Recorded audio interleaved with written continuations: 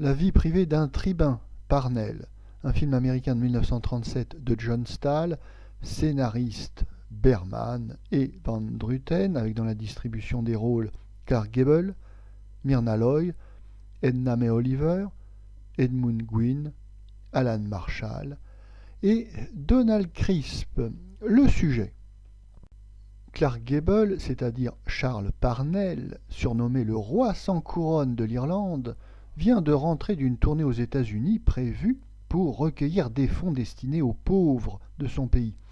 Une liaison amoureuse s'ébauche avec Myrna Loy, l'épouse d'un aspirant à la députation sans scrupules qui exige de Clark Gable d'être nommé secrétaire général de la Chambre des députés au futur Parlement irlandais.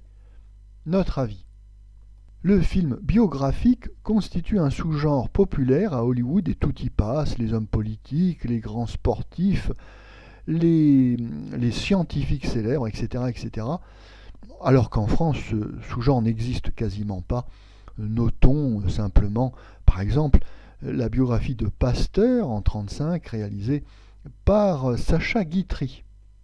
La biographie de Parnell, ce nationaliste irlandais, était un projet qui tenait à cœur à Clark Gable et il aurait voulu avoir pour partenaire Joan Crawford, mais celle-ci considérait que le scénario était insipide et sans intérêt et déclina l'offre. Et c'est donc Myrna Loy qui va lui donner la réplique.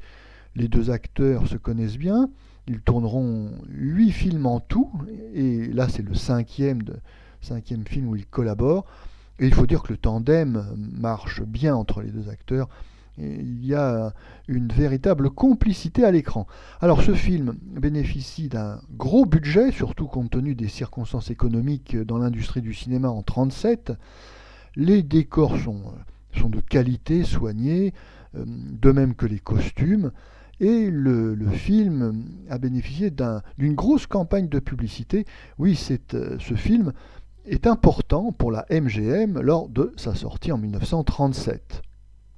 Malheureusement, comme le pressentait la très avisée Joan Crawford, l'histoire est totalement nulle et ce film connaîtra un bide. Ça sera un échec tant commercial que critique. C'est d'ailleurs un des plus gros échecs de Clark Gable et de Myrna Loy, qui sont habitués à des films à succès. Alors, c'est pas le plus gros bid de Clark Gable, le plus gros échec, ça sera Band of Angels en 1957, mais enfin c'est un film catastrophique à tous égards.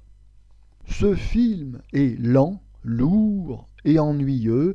Alors, la faute d'abord au scénario qui en effet, comme Joan Crawford l'avait dit à Clark Gable, le scénario est absolument nul, insipide et sans intérêt.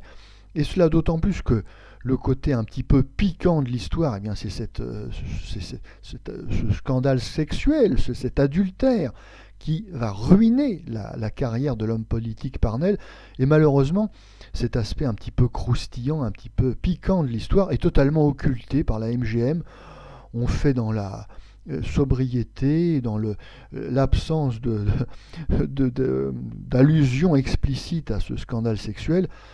Quand on pense aux audaces de la Warner, on ne peut que regretter la tiédeur de la MGM à cet égard. Selon Myrna Loy, l'échec de ce film tiendrait au fait que les deux acteurs principaux auraient été distribués dans des contre-emplois et auraient donc pris le public à rebrousse-poil. Oui, certes, mais je pense que la raison principale est bien celle qu'avait pressenti Joan Crawford. Le scénario est vraiment trop nunuche.